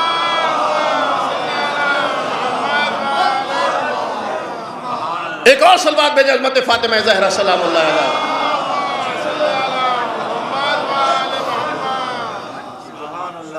بہرحال میں حدیث مبارک کو جلدی سے مکمل کرنا چاہتا ہوں۔ یحبون خمس وینسون خمس، 5 چیزوں سے محبت 5 چیزوں کو بھلا دے گا۔ دنیا سے محبت ہے، آخرت کو بھلائے گا انسان۔ مال سے محبت ہے، حساب کو بھلا بیٹھے گا انسان۔ تیسری چیز توجہ کیجئے گا، پیغمبر فرماتے ہیں یحبون المخلوق وینسون الخالق۔ ایسا زمانہ آنے والا ہے کہ میری امت کے لوگ مخلوق سے محبت کریں گے، خالق کو بھلا بیٹھے گا۔ خالق، ذکر خدا، یاد خدا انسان کی زندگی میں کتنا ہے، ذکر الہی سے زندگی کتنی سرشار ہے۔ پیغمبر کہتے ہیں سب سے محبت ہوگی، اولاد سے، رشتہ داروں سے، خاندان سے، محلے والوں سے، علاقے والوں سے، ملک والوں سے۔ مخلوق سے محبت ہوگی، خالق کو بھلا بیٹھے گا۔ مصنوع سے محبت ہوگی، صانع کو فراموش کر دے گا۔ لیکن قرآن کہتا ہے، خدا کہتا ہے میرے بندے مجھے یاد رکھ، تو نے اگر مجھے یاد رکھا تو میں بھی تجھے یاد رکھوں گا۔ فَاذْكُرُونِي أُذْكُرْكُمْ، تم میرا ذکر کرو میں تمہارا ذکر کروں گا، اور جتنا میرا ذکر کرو گے میں بھی تمہارے ذکر کو بلندی عطا کرتا چلا جاؤں گا۔ وَرَفَعْنَا لَكَ ذِكْرَكَ، میں تیرے ذکر کو بلند کرتا چلا جاؤں گا۔ صدیوں پر محیط ہو جائے گا تیرا تذکرہ، دنیا جتنا تیرا یاد مٹانا چاہے گی میں تیرے ذکر کو بلند کرتا چلا جاؤں گا۔ شرط یہ ہے کہ تو میرا ذکر کر، میرا ذکر کر۔ اب آپ محسوس کریں، آپ ذرا غور کیجئے گا، ایک ہے عبادت الہی اور ایک ہے ذکر الہی۔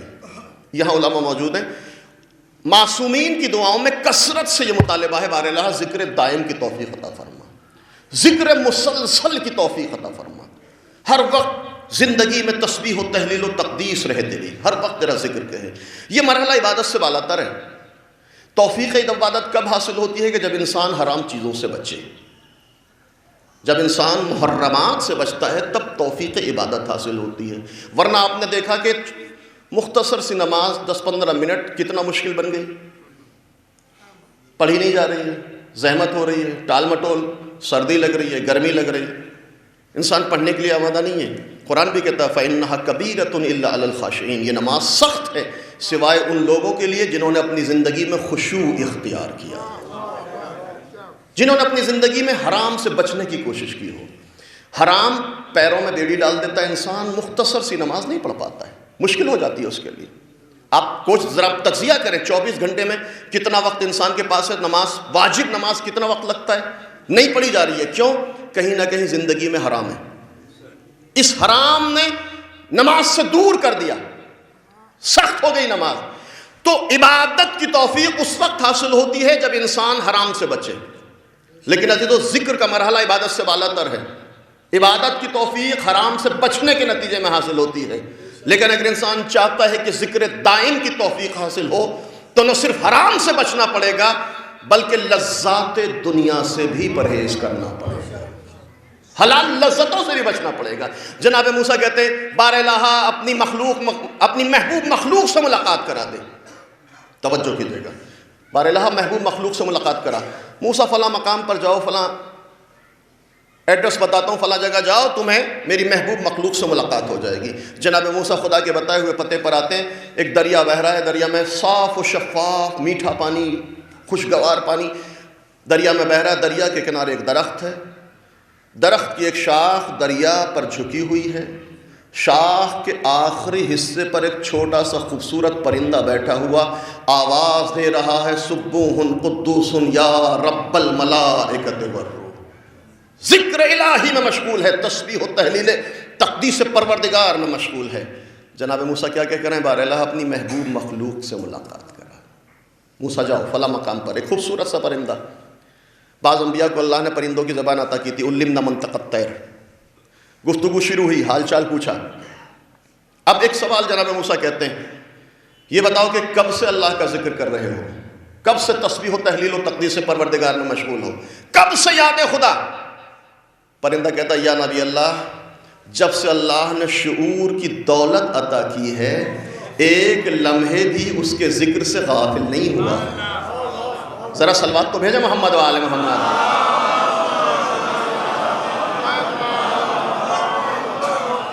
پیغمبر کیا کہنا ہے؟ یحبون المخلوق وینسون الخالق، ہر چیز کا ذکر ہوگا، یاد خدا زندگی میں نہیں ہوگی۔ ایک ایسا زمانہ ہے والا انسان ذکر الہی سے غافل ہوگا۔ موسیٰ کہتے ہیں بتاؤ کب سے اللہ کا ذکر؟ کہ جب سے شعور کی منزل پر، تب سے اللہ کا ذکر کر رہا ہوں۔ گفتگو اور بڑھتی ہے۔ اس کے بعد جناب موسیٰ ایک سوال کرتے ہیں کب توفیق حاصل ہوتی ہے ذکر الہی کی؟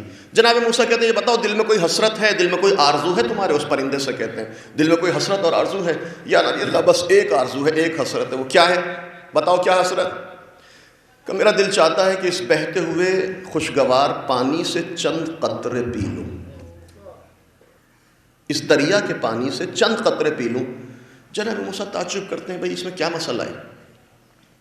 دریا تمہارے قریب، تمہاری شاخ دریا پر بالکل لٹکی ہوئی ہے، تمہاری چونچ میں اور دریا کے پانی میں کوئی فرق نہیں، کوئی فاصلہ نہیں، جب چاہو اس دریا کے پانی سے تم استفادہ کر سکتے ہو، پانی پی سکتے ہو، چند قطرے نہیں جتنا چاہو پانی پی سکتے ہو۔ پرندہ مسکرا کر کہتا یا نبی اللہ جب چاہوں پی سکتا ہوں، تو پھر پیتے کیوں نہیں؟ کہ یا نبی اللہ جب چاہوں پی سکتا ہوں لیکن نہیں پیتا۔ کہ کیوں نہیں پیتے؟ کہ یا نبی اللہ اس بات کا ڈر ہے کہ اگر میں اس میٹھے پانی کے چند قطرے پی لوں تو اس پانی کی لذتوں کی وجہ سے کہیں ذکر خدا کی لذتوں سے محروم نہ ہو جاؤں۔ صلوات بر محمد و آل محمد۔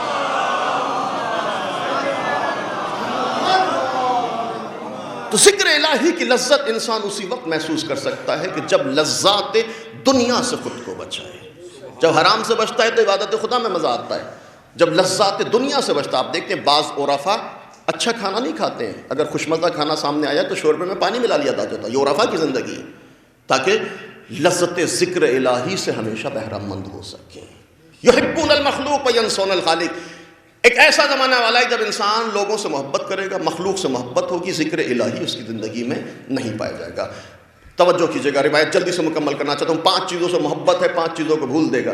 دنیا سے محبت آخرت کو بھولے گا، مال سے محبت حساب کو بھلا دے گا، مخلوق سے محبت خالق کو بھلا دے گا۔ چوتھا جملہ پیغمبر فرماتے ہیں ایسا زمانہ آنے والا ہے، یاتی علی امتی زمان، ایسا زمانہ آنے والا ہے کہ یحبون القصور وینسون القبور، لوگ بڑے بڑے گھروں اور بڑے بڑے محلوں سے محبت کریں گے، قبر کو بھلا بیٹھے ہوں گے۔ ایسا گھر ہو جائے، ویسا گھر ہو جائے، آج 100 گز کا ہے شہر میں، کل 200 گز کا ہو جائے، 150 گز کا ہو جائے، کل فلیٹ تھا ویلا بن جائے۔ انسان کے دل میں خواہش ہے کہ بڑے بڑے گھروں سے محبت، لیکن انسان اس گھر کو بھلا دیتا ہے کہ جو اس کا دائمی گھر ہے، جہاں انسان کو ہمیشہ رہنا ہے، اس گھر کو، قبر کو انسان بھلا بیٹھتا ہے۔ اچھا آپ ذرا غور کیجئے گا، اس مقام پر رکنا چاہتا ہوں۔ شہزادی سے منسوب مجلس سے ایک پیغام، پیغمبر کہتے ہیں کہ یحبون القصور وینسون القبور، محلوں سے محبت، گھروں سے محبت، انسان قبر کو بھلا بیٹھے گا۔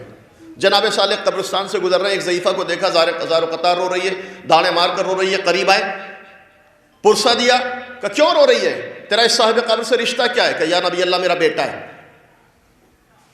جناب صالح تھوڑا تسلی دیتے ہیں کہ صبر کرو، اللہ کی امانت تھی، اللہ نے واپس لے لی۔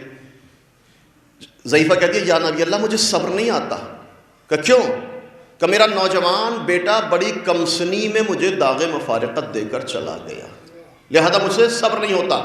یحبون القصور وینسون القبور، توجہ کیجئے گا، یا نبی اللہ میرا بیٹا بڑی کمسنی میں مجھے داغ مفارقت دے گیا، مجھ سے صبر نہیں ہوتا۔ جناب صالح پوچھتے ہیں، ذرا غور کی جملے پر غور کیجئے گا، جناب صالح کہتے ہیں یہ بتاؤ تمہارے بیٹے کی عمر کیا تھی؟ کہ یا نبی اللہ بڑا کم سن تھا، بڑا کم عمر تھا میرا بیٹا۔ کہ بتاؤ تو صحیح کتنے سال کا تھا؟ کہ یا نبی اللہ صرف 450 سال کا۔ کم سنی، کم عمری، وظیفہ کیا کریے یا نبی اللہ صرف 450 سال کا۔ جناب صالح کہتے ہیں اے ضعیفہ کیا تو یہ چاہتی ہے کہ میں تجھے ایسے زمانے کے بارے میں خبر دوں کہ جہاں لوگ زیادہ سے زیادہ اس دنیا میں 100 سال زندگی بسر کریں گے؟ ضعیفہ تعجب کرتی ہے، یا نبی اللہ صرف 100 سال، کہ یہ بھی ممکن ہے؟ اس کی نظر میں 450 سال بڑی کم عمری ہے۔ جناب صالح کہتے ہیں ایسے زمانے کے بارے میں خبر دوں کہ جہاں لوگ زیادہ سے زیادہ 100 سال۔ جناب صالح کہتے ہیں ہاں زیادہ سے زیادہ 100 سال۔ آج کے زمانے میں لوگ 60-70 سال، انا للہ و انا الیہ راجعون، 100 سال اگر کوئی زندہ رہ گیا تو لوگ مبارکباد پیش کرتے ہیں۔ جناب صالح کہتے ہیں کہ زیادہ سے زیادہ 100 سال۔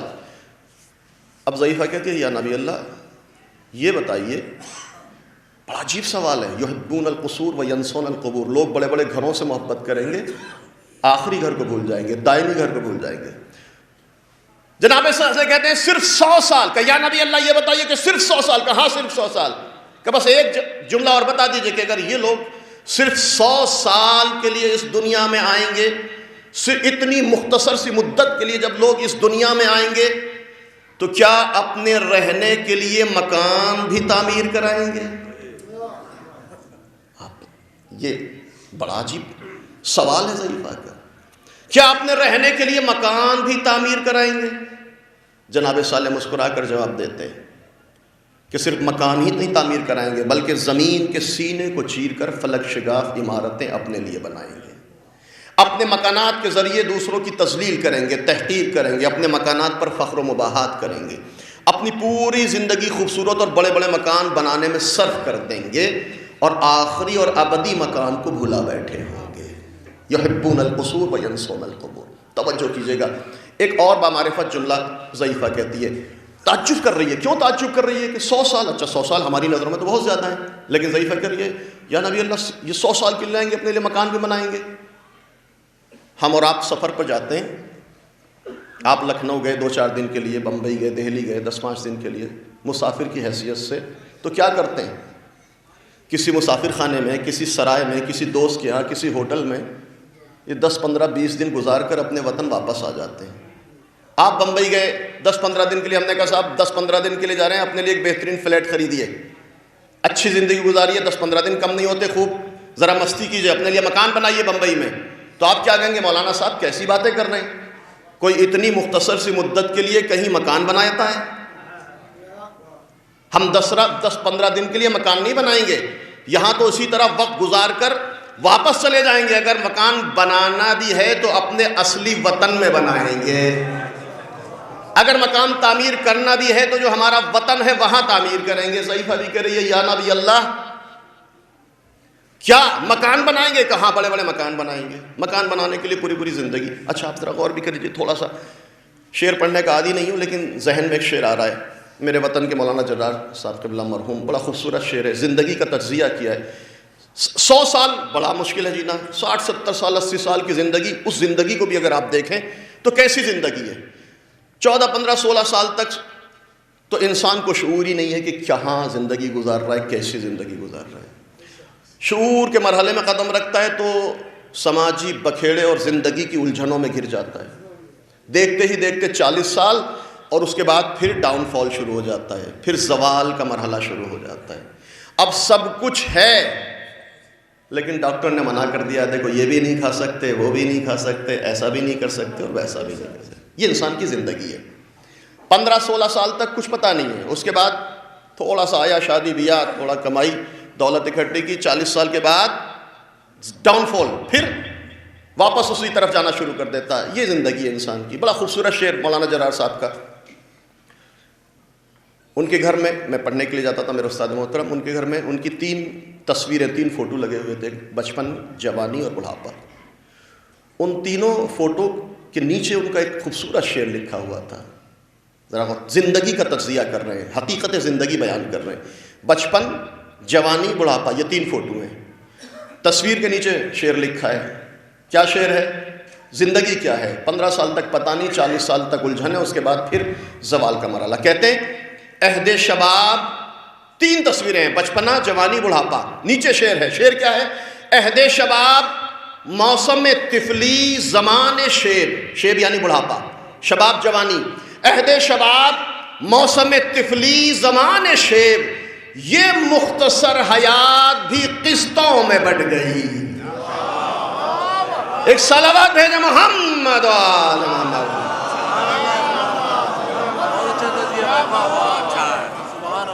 مختصر سی زندگی 60 70 سال 80 سال وہ بھی قسطوں میں بٹ گئی. اب اس قسطوں میں بٹی ہوئی زندگی کے لیے انسان بڑے بڑے مکان بنتا ہے، بڑے بڑے گھر تعمیر کرتا ہے، قلعوں اور محلوں اور بڑے بڑے عالیشان مکانوں سے محبت کرتا ہے. یحبون القصور وینسون القبور. ضعیفہ کرے یا نبی اللہ کیا مکان بھی بنائیں گے؟ کہاں مکان نہیں بنائیں گے، بڑی بڑی عمارتیں تعمیر کریں گے، فقر و مباحات ہوگا، ایک دوسرے کو ذلیل کرنے کی کوشش کریں گے اپنے مکانات کے ذریعے. اب بڑا بامعرفت جملہ ضعیفہ کہتی ہے، یا نبی اللہ بڑے بے وقوف ہوں گے یہ لوگ جو اتنی مختصر سی مدت کے لیے اس دنیا میں آئیں گے اور اتنی مختصر سی مدت کے لیے رہنے کے لیے مکان بھی بنائیں گے. یا نبی اللہ اگر میں اس زمانے میں ہوتی تو اتنی سی مدت ذکر الہی میں بسر کر دیتی.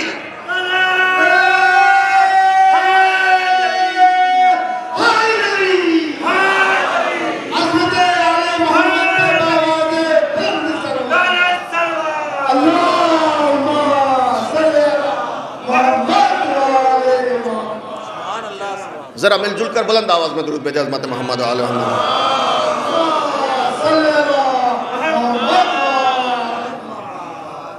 یحبون القصور وینسون القبور. لوگ گھروں سے محبت کریں گے، قبروں کو بھلا بیٹھیں گے. اب قبر سے محبت ہے نہیں ہے، کتنا دامن وقت انتہائی محدود ہے، روایت کو مجھے مکمل کرنا ہے جلدی سے. آخری جملہ پیغمبر کہتے ہیں 5 چیزوں سے محبت ہے، 5 چیزوں کو بھلا دیں گے. آخری جملہ پیغمبر کہتے ہیں یحبون المعصیہ وینسون التوبہ. میری امت کے لوگ گناہ سے محبت کریں گے، توبہ کو بھلا بیٹھیں گے. توبہ ان کی زندگی میں نہیں ہوگی، استغفار زندگی میں نہیں ہوگا، گناہوں کی کثرت ہوگی، توبہ زندگی میں نہیں پا جا سکتی.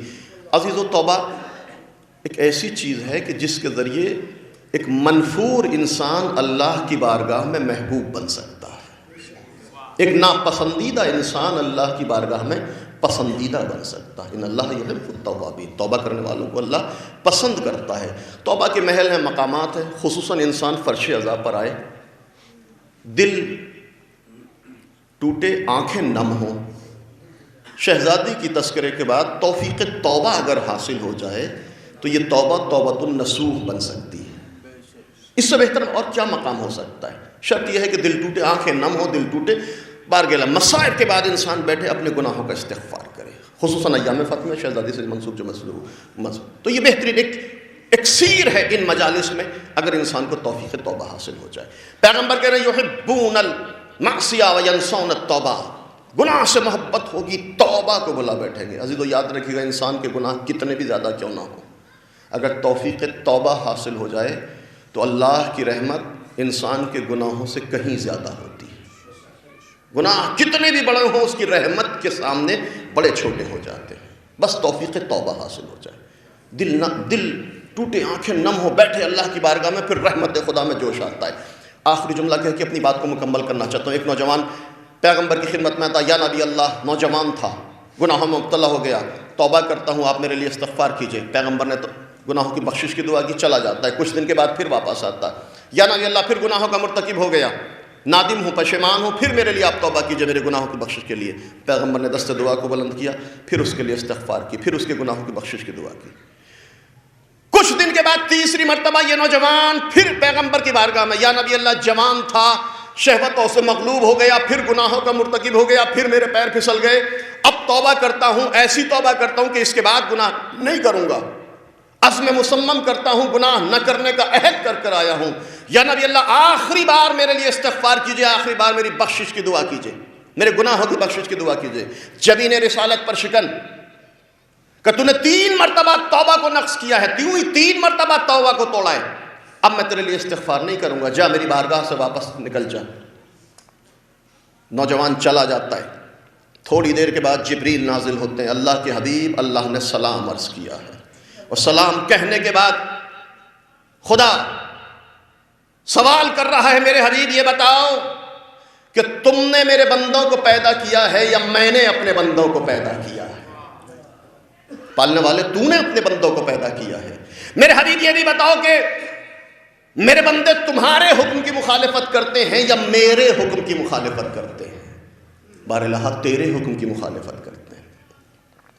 میرے حبیب اتنا اور بتا دو کہ تم میرے بندوں کے گناہوں کو بخشتے ہو یا میں اپنے بندوں کے گناہوں کو بخشتا ہوں؟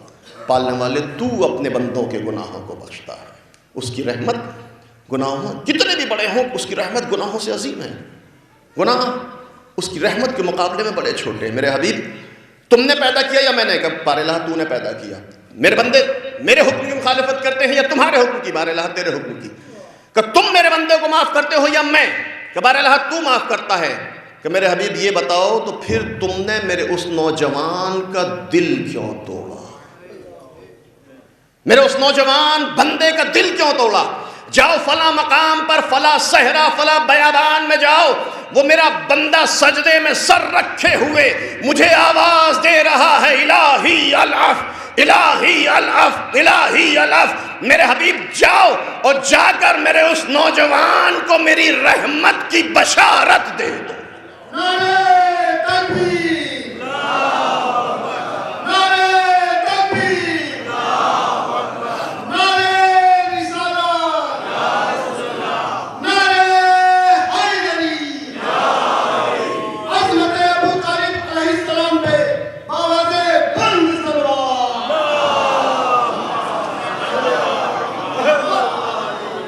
جاؤ میری رحمت کی بشارت دے دو۔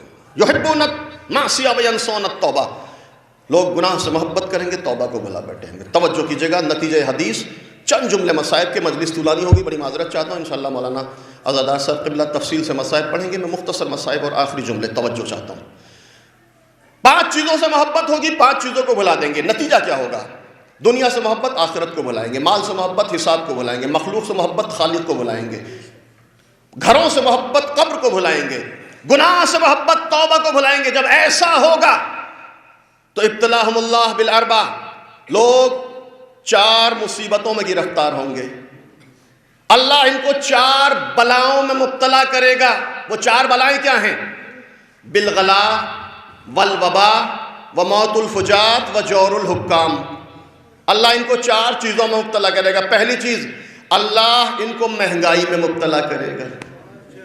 کاش وقت ہوتا وضاحت کی جا سکتی ہوتی۔ اللہ ان کو مہنگائی میں مبتلا کرے گا، اللہ ان کو وبائی بیماریوں میں مبتلا کرے گا۔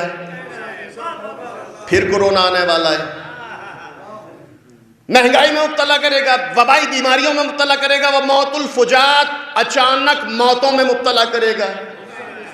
ایکسیڈنٹل موت، صبح صحیح ملے تھے، تھوڑی دیر کے بعد میسج آیا انا للہ وَإِنَّا إِلَيْهِ راجعون، موت الفجات، اچانک موتیں۔ اور چوتھا جملہ، بیماریوں میں اللہ ان کو مہنگائی میں مبتلا کرے گا، بیماریوں میں مبتلا کرے گا، اللہ مرگ مفاجات میں مبتلا کرے گا۔ چوتھا جملہ، وَجَوْرُ الْحُکَّامِ، ظالم حاکم کو ان کے سروں پر مسلط کر دے گا۔ اسٹیٹ میں چھوٹا ہوگا، سینٹر میں بڑا ہو جائے گا۔ ایک صلوات بھیجے محمد وآل محمد۔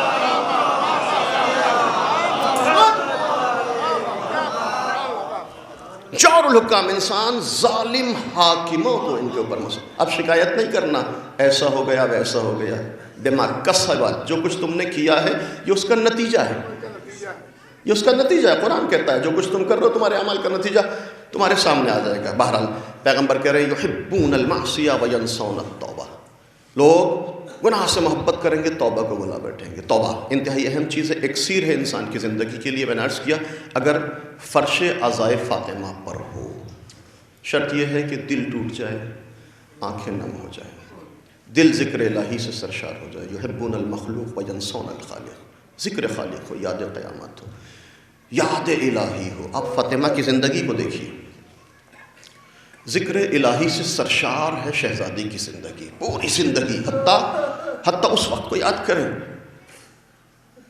جب موت کا وقت بڑا قریب ہے۔ اسما سے کہہ رہی ہیں، اسما اسما جب تک تسبیح کی آواز آتی رہے، جب تک ذکر الہی کی آواز آتی رہے، اس وقت تک سمجھنا فاطمہ زندہ ہے۔ جب تسبیح کے آنے کی آواز بند ہو جائے، جب ذکر الہی کی آواز بند ہو جائے، تو سمجھ لینا فاطمہ اس دنیا سے رخصت ہو گئی۔ اجرکم اللہ، اجرکم اللہ۔ عزادارو، شہزادی کی زندگی کو آپ دیکھیں، حیات طیبہ پر آپ دیکھیں، جس رخ پر دیکھیں، بڑی عجیب و غریب زندگی ہے۔ فاطمہ عبادت الہی بھی ہے، ذکر پروردگار بھی ہے، اور علی کا خیال بھی ہے۔ آپ جانتے 2-3 گزر گئے نا شہادت کو۔ فاطمہ کی شہادت کے بعد علی بے کس ہو گئے ہیں، علی تنہا ہو گئے۔ علی تنہا تو تھے، لیکن جب گھر میں آتے تھے تو دل ہلکا ہو جاتا تھا۔ غموں کو بانٹنے والی فاطمہ گھر میں موجود تھی، علی کو سہارا دینے والی موجود تھی۔ لیکن اب علی بیابانوں میں جا رہے ہیں، اب علی صحرا میں جا رہے ہیں، اب علی جنگل میں بیٹھ کر اپنے درد کو بیان کر رہے ہیں۔ علی تنہا، علی بے کس، علی اتنا اکیلا ہو گیا کہ اب کسی کو اپنا غم نہیں بانٹ سکتا ہے عزادارو۔ اس لیے کہ فاطمہ مونس تھی، فاطمہ غمخوار تھی علی کی۔ فاطمہ میں شہادت نہیں پڑھ سکتا، بس ایک منظر زحمت تمام کر رہا ہوں۔ آپ جانتے ہیں پیغمبر کے بعد فاطمہ نے ہمیشہ مرثیہ پڑھا، صبت علیہ مصائب لو انہا صبت علیہ میں سرنا لیالے۔ بابا مصائب کے پہاڑ توڑ دیے گئے، اتنے مظالم روز روشن پہ پڑتے تو شب تاریک میں تبدیل ہو جاتے۔ صبح و شام فاطمہ گریہ کر رہی ہیں، لیکن روایت کہتی ہے کہ جب علی گھر میں تشریف لاتے ہیں، فاطمہ اپنے آنسوؤں پر ضبط باندھتی ہیں، اپنے جذبات پر کنٹرول کرتی ہیں، مسکرا کر علی کا استقبال کرتی ہیں۔ یہ رونے والی فاطمہ، یہ آنسو بہانے والی فاطمہ، یہ ہر وقت مرثیہ پڑھنے والی فاطمہ علی کو دیکھ کر کیوں مسکرا رہی ہیں؟ فاطمہ جانتی ہیں کہ علی مدینے میں بلاست آیا گیا ہے، علی پر بڑے ظلم ڈالے گئے ہیں، علی بڑا صابر ہے۔ کنفس کو دیکھتا ہے، علی صبر کرتا ہے، مغیرہ کو دیکھتا ہے، علی صبر کرتا ہے۔ کہیں ایسا نہ ہو علی گھر میں آئے اور علی کے غموں میں اضافہ ہو جائے۔ لہذا بی بی علی کا مسکرا کر استقبال کرتی ہیں، گھر میں علی کو کوئی تکلیف نہ ہو، گھر میں علی کو کسی غم کا سامنا نہ کرنا پڑے۔ علی کا اتنا خیال، علی کا ایسا خیال علی کا رکھا ہے۔ لیکن عزیزو، یہ بھی ایک روایت ہے کہ جب ایک دن مولا گھر میں تشریف لائے تو کیا دیکھا؟ صحن فاطمہ دختر رسول مرثیہ پڑھ رہی ہے، صبت علیہ مصائب لو انہا۔ علی سے برداشت نہ ہوا، فاطمہ کے قریب آئے، دختر رسول میری زندگی میں گریہ کیسا؟ ایک مرتبہ فاطمہ نے سر کو اٹھایا، یا علی میں اپنے اوپر ہونے والے مصائب پر نہیں رو رہی، یا علی۔ اے ابو الحسن، میں اپنے اوپر ہونے والے مظالم پر آنسو نہیں بہا رہی ہوں، تو اے دختر رسول پھر کیوں گریہ کر رہی ہیں؟ فاطمہ اتنا مرثیہ کیوں پڑھ رہی ہیں؟ یہ بی بی اے دختر رسول پھر کیوں گریہ کہ یا علی میں اپنے اوپر ہونے والی مصیبتوں پر نہیں رو رہی ہوں، بلکہ میں تو آپ پر ہونے والے مظالم کا ماتم کر رہی ہوں۔ اب ذرا جملہ سننے عزادارو، آخری جملے زیادہ مصائب نہیں پڑھ سکتا۔ یا علی میں تو آپ پر ہونے والے مظالم پر آنسو بہا رہی ہوں۔ یا علی میں نے سنا ہے مدینے کے لوگ آپ کو سلام نہیں کرتے۔ اللہ اللہ، علی کی تنہائی، علی کی بے کسی، علی کا صبر ذرا محسوس کریں۔ فاطمہ کہتے ہیں، یا علی میں نے سنا ہے مدینے کے لوگ آپ کو سلام نہیں کرتے۔ ایک مرتبہ علی تڑپے، فاطمہ اے دختر رسول حالت یہ نہیں ہے کہ مدینے کے لوگ علی کو سلام نہیں کرتے، اے فاطمہ کیفیت یہ ہے علی سلام کرتا ہے، مدینے کے لوگ کے سلام کا جواب نہیں دیتے.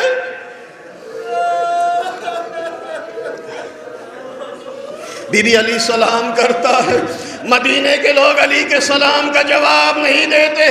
جیسے ہی فاطمہ نے یہ جملے سنے، آواز دی فضا میرا مصلی عبادت بچھا دو. مصلی بچھا. فاطمہ نے 2 رکعت نماز حاجت پڑھی، دست دعا کو بلند کیا. بار الہ اللہ، عجیب دعا ہے فاطمہ کی. آواز دیتی ہے اللہم عجل وفاتی سریہ. بار الہ فاطمہ کی موت کو قریب کر دے، اس لیے کہ فاطمہ زندہ رہ کے کیا کرے گی جب علی کے سلام کا جواب نہ دیا جائے. میں کہوں گا بی بی یہ مدینہ ہے، کربلا نہیں ہے. بی بی اتنا برداشت نہ ہوا علی کے سلام کا جواب نہ دیا جائے. بی بی ذرا کربلا زینب کے عزم کو اور اس حوصلے کو سلام کر. ایک بہن کی نگاہوں کے سامنے ایک بھائی کا گلا ہے، شمر کا خنجر ہے، ماں کی فریاد ہے، زینب کی بے کسی ہے، سکینہ کی سسکی ہے. سيعلم الذين ظلموا أي منقلب ينقلبون إنا لله وإنا إليه راجعون. إلهي بحق محمد وأنت المحمود، إلهي بحق علي وأنت الأعلى، إلهي بحق فاطمة وأنت فاطر السماوات والأرض، إلهي بحق الحسن وأنت المحسن، إلهي بحق الحسين وأنت قديم الإحسان، إلهي بحق الأئمة التسعة الطاهرين من ذرية الحسين عليهم الصلاة والسلام. اللهم إني نسألك زيادة في العلم وسعة في الجسم وبركة في الرزق وطولا في العمر وتوبة قبل الموت وراحة عند الموت ونجاة من النار ودخولا في الجنة وعافية من كل بلاء الدنيا. إلهي أعمالنا قليل وحاجاتنا كثير وأنت أعلم بصير فإنك على كل شيء قدير. ربنا تقبل منا إنك أنت السميع العليم.